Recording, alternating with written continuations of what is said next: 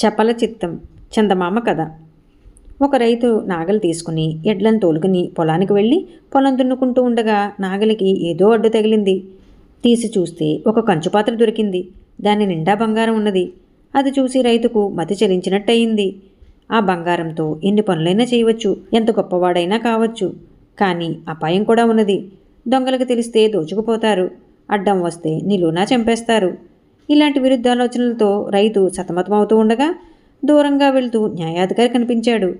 ఈ బంగారమంతా న్యాయాధికారికి ఇచ్చేస్తే తనకు ఏ భయమూ ఉండదనుకుని రైతు పరిగెత్తుకుంటూ వెళ్ళి న్యాయాధికారిని కలుసుకుని ఆయనకు వినయంగా నమస్కరించి దయచేసి ఒక్కసారి తన పొలంలోకి రమ్మని కోరాడు. ఇద్దరూ కలిసి కంచుపాత్ర భూమిలో ఉన్న చోటుకి వచ్చారు.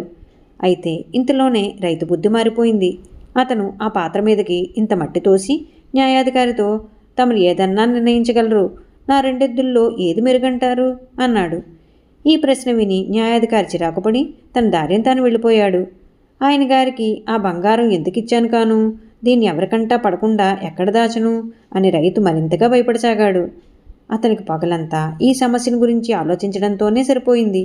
పొలం పని ఏమీ జరగలేదు. చీకటి పడిపోతూ ఉండగా న్యాయాధికారి గ్రామానికి తిరిగి వస్తూ రైతుకు కనపడ్డాడు. రైతుకు ప్రాణం లేచి వచ్చింది. వాడు పరిగెత్తుకుంటూ వెళ్ళి న్యాయాధికారిని కలుసుకుని ఆయనను తన పొలంలోకి ఒక్కసారి అడుగుపెట్టమని ప్రాధేయపడ్డాడు. న్యాయాధికారి ఏదో అక్రమం జరిగిందనుకుని రైతు వెంట వచ్చాడు. కానీ అంతలోనే రైతు బుద్ధి మారిపోయింది. వాడు ఆయనతో తమరన్నీ తెలిసినవారు, చూడండి, నేను నిన్న దున్నిన ఆ చాళ్ళు బాగున్నాయా, ఇవాళ దున్నిన ఈ చాళ్ళు బాగున్నాయా అని అడిగాడు. వాడికి మతి చెలించిందనుకుని న్యాయాధికారి నవ్వుకుంటూ తన దారిని వెళ్ళిపోయాడు. ఆయన వెళ్ళిపోగానే రైతు కుంగిపోయి ఆయనకు ఆ బంగారం ఎందుకిచ్చాను కాను, దీన్ని ఎక్కడ దాచను, ఎలా దాచను అని దిగులు పడ్డాడు.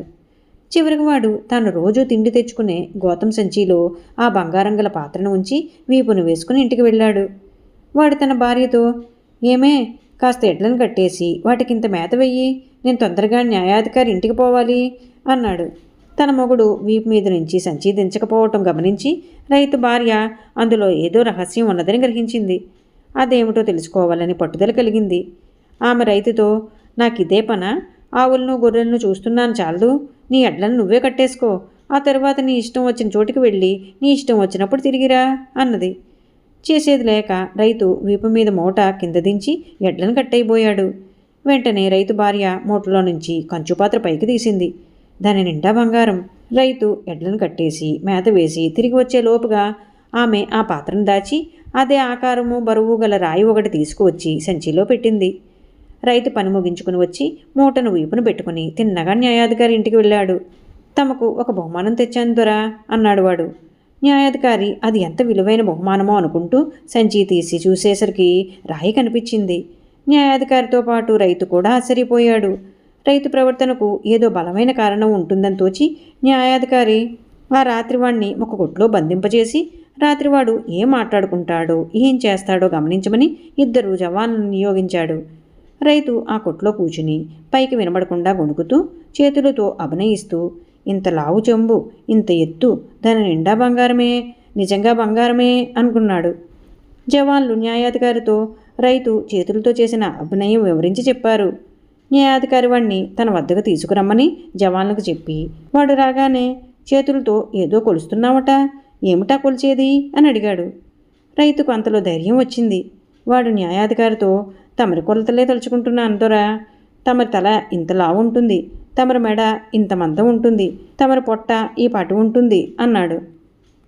న్యాయాధికారికి పట్టరాని ఆగ్రహం వచ్చి ఈ వెధవను వెంటనే ఉరి తీసేయండి అని జవాన్లను ఆజ్ఞాపించాడు.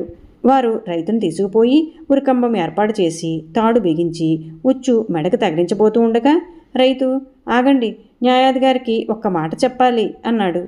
జవాన్లు వాడిని న్యాయాధికారి దగ్గర తీసుకుపోయి వాడి చివరి కోరిక ఆయనకు నివేదించారు. ఏమిటి నువ్వు నాకు చెప్పాలనుకుంటున్నది అని న్యాయాధికారి రైతును అడిగాడు.